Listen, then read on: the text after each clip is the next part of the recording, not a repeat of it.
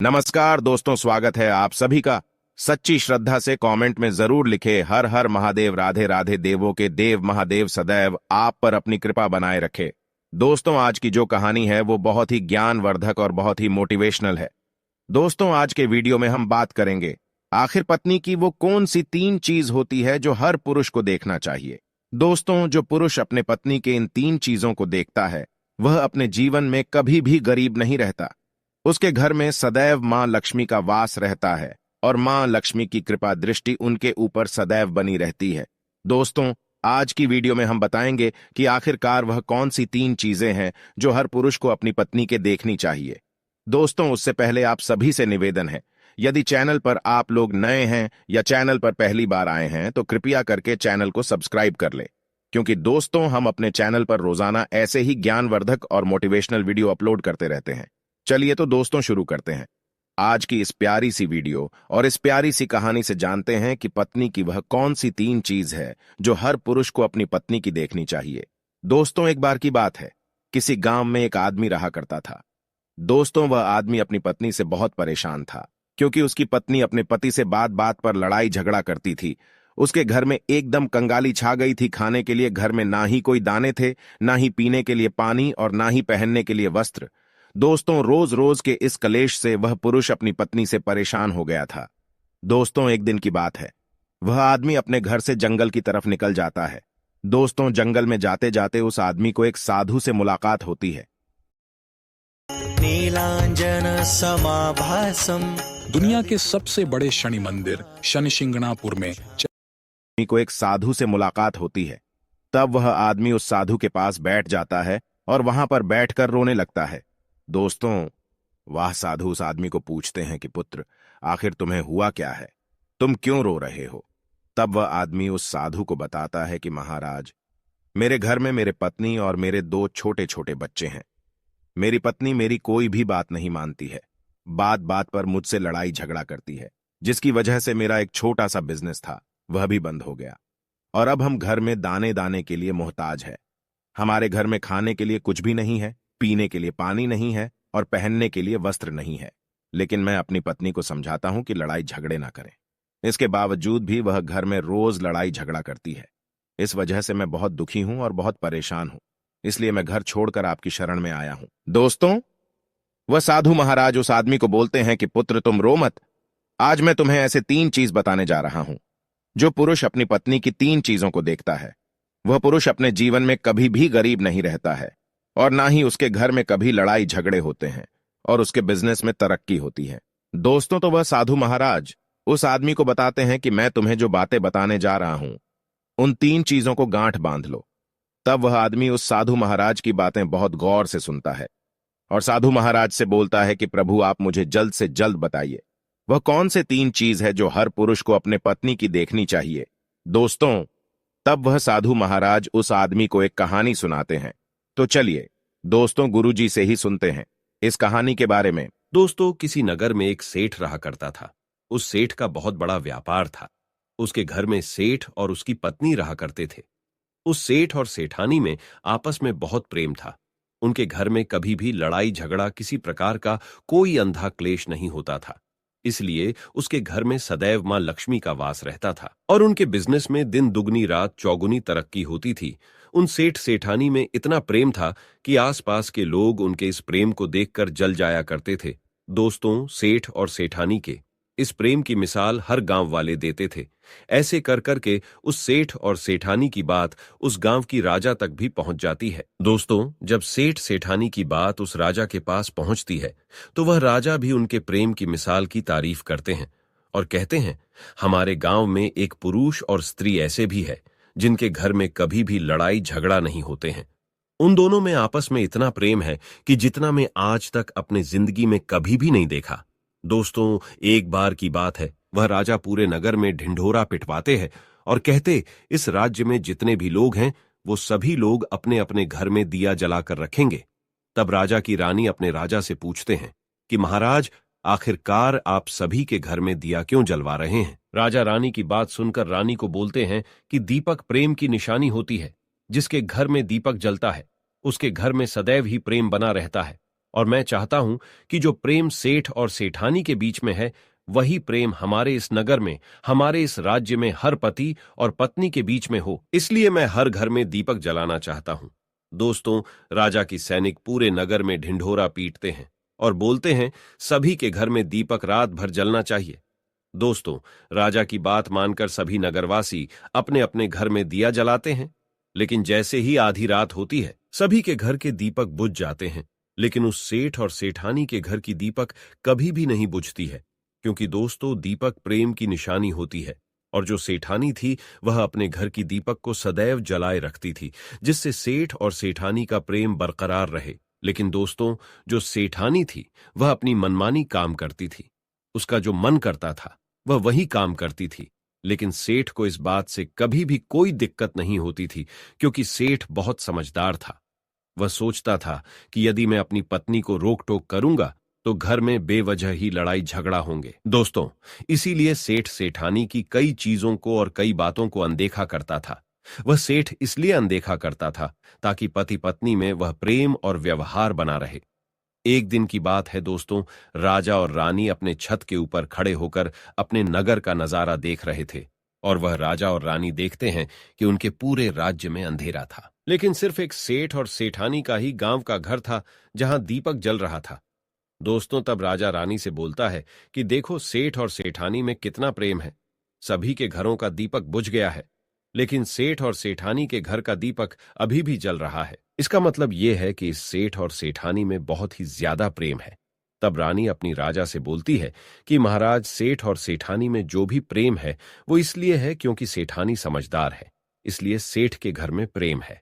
दोस्तों, जब राजा रानी की बात सुनता है तब राजा बोलता है कि नहीं महारानी, यहां पर सेठ ज्यादा समझदार है, इसलिए उनके घर में कभी भी लड़ाई झगड़ा नहीं होती है। दोस्तों, रानी बोलती है कि सेठानी समझदार है। राजा बोलते हैं कि नहीं, सेठ समझदार है। दोस्तों, सेठ और सेठानी की बात को लेकर राजा और रानी में बहस होने लगा। तब राजा बोलता है कि देखो, हमें बहस करने की जरूरत नहीं है, क्यों ना हम दोनों उनका एक परीक्षा ले। परीक्षा में जो पास होगा वही समझदार होगा। राजा और रानी अपने बात से सहमत हो गए और उन दोनों की परीक्षा के लिए तैयार हो जाती है। दोस्तों, तब राजा अपने महल में जाता है और अपनी दासी को बुलाता है, और वह अपने दासी से बोलता है, उस सेठ के पास जाओ और जो जो प्रश्न मैं तुमसे बोल रहा हूं वह तुम सेठ को बोलना। वह दासी बोलती है, ठीक है महाराज। फिर वह दासी राजा की बात सुनकर सेठ के पास जाती है। उसी समय ही सेठ की पत्नी बाजार गई थी कुछ सामान लेने के लिए। दोस्तों, तो वह राजा की दासी सेठ से बोलती है कि सेठ जी, मैं राजमहल से आई हूं, राजा साहब ने मुझे भेजा है। दोस्तों, वह सेठ उस दासी को बोलता है कि बताइए, मैं आपकी क्या सेवा कर सकता हूं। आप बैठिए, मैं आपके लिए पानी लेकर आता हूं। तब वह दासी सेठ से बोलती है, नहीं सेठ जी, मैं राजा की दासी हूं, बस आपके पास राजा के समाचार लेकर आई हूं। दोस्तों, तब वह सेठ बोलता है कि ठीक है दासी, आप मुझे बताइए, राजा साहब ने क्या समाचार भेजा है मेरे लिए। तो दोस्तों, वो दासी सेठ से बोलते हैं कि सेठ जी, राजा साहब ने मुझे ये बोले हैं, यदि तुम अपनी पत्नी को छोड़ देते हो तो वह तुम्हें खूब सारे हीरे और जवाहर देंगे, तुम्हें राजमहल में एक अच्छे पोस्ट पर नौकरी भी देंगे। लेकिन सेठ राजी नहीं हुए। दूसरी बात, रानी ने राजा से बोला था कि नहीं, सेठ समझदार नहीं है, सेठानी समझदार है। दोस्तों, सेठ और सेठानी के बातों को लेकर राजा और रानी में फिर से कहासुनी होने लगी। तब रानी राजा से बोलती है कि तुमने सेठ की परीक्षा ली है, मैं भी सेठानी की परीक्षा लेना चाहती हूं। तब इससे बात क्लियर हो जाएगा कि सेठ और सेठानी में कौन ज्यादा समझदार है।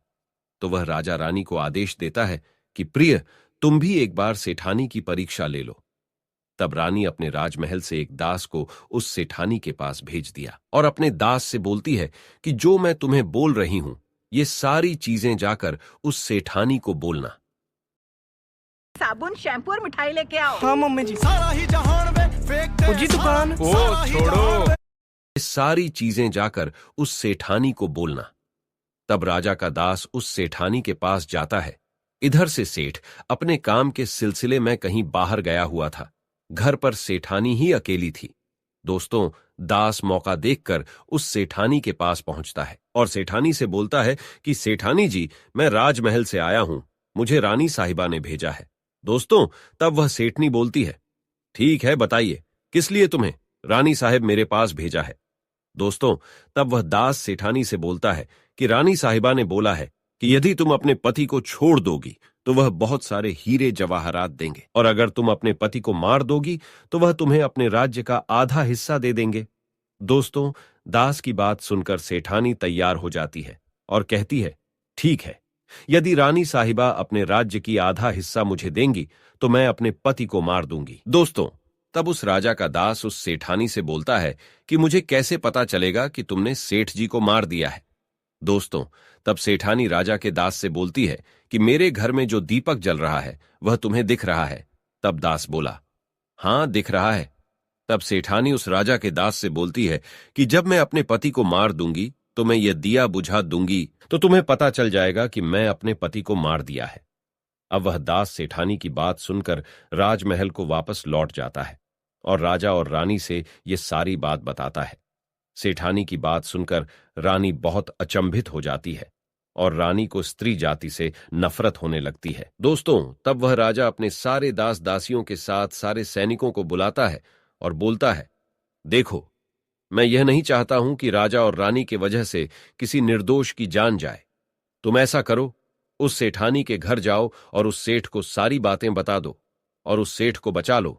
दोस्तों, इधर दास और दासी सेठानी के घर पर जाते हैं और सोचते हैं कि सेठानी तो सेठ को रात में मारेगी और दिया भी बुझाएगी।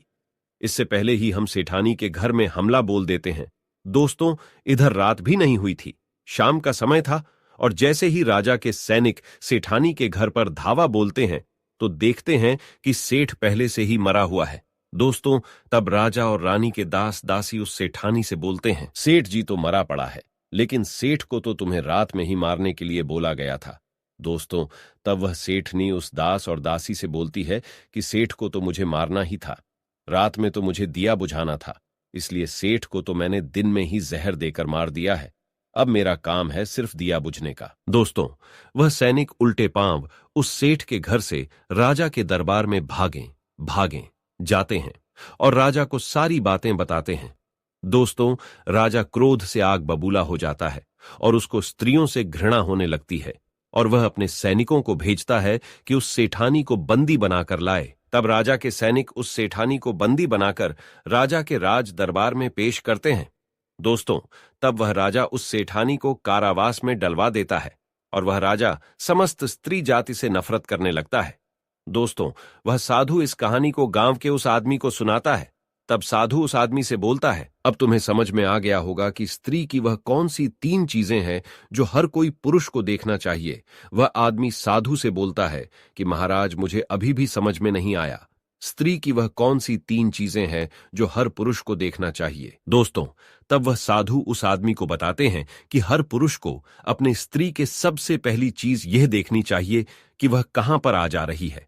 दोस्तों, जो पुरुष अपनी स्त्री की यह चीज देखता है कि पत्नी वहां पर आ रही है, वहां पर जा रही है, तो उसके घर में कभी लड़ाई झगड़ा नहीं होते हैं और वह अपनी पत्नी के ऊपर नियंत्रण कर पाता है। दूसरी चीज है, पुरुष को पत्नी के अंदर ये चीज देखनी चाहिए कि उसकी पत्नी के बोलचाल कैसी है, वह अपने पति की इज्जत कर रही है कि नहीं, अपनी पति की बात मान रही या फिर नहीं।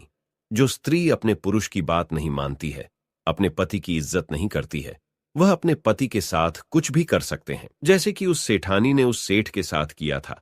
इसलिए हर पुरुष को अपनी पत्नी की यह चीज देखनी चाहिए।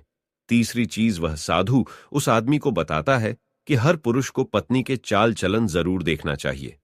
दोस्तों, जो पुरुष अपने पत्नी के चाल चलन देखता है और उसके चाल चलन पर उससे ज्यादा प्रेम नहीं करता है, उसको अपने कंट्रोल में करके रखता है, तो उसके घर में लड़ाई झगड़ा कभी भी नहीं होते।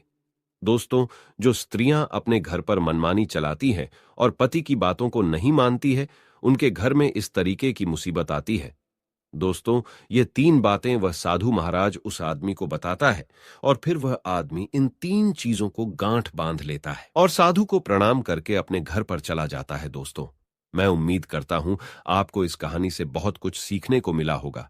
दोस्तों, सच्ची श्रद्धा से कमेंट में जरूर लिखे, हर हर महादेव, राधे राधे देवों के देव, महादेव सदैव आप पर अपनी कृपा बनाए रखे। इस वीडियो को लाइक करें, अपने दोस्तों के साथ शेयर करें और हमें सब्सक्राइब करना ना भूलें।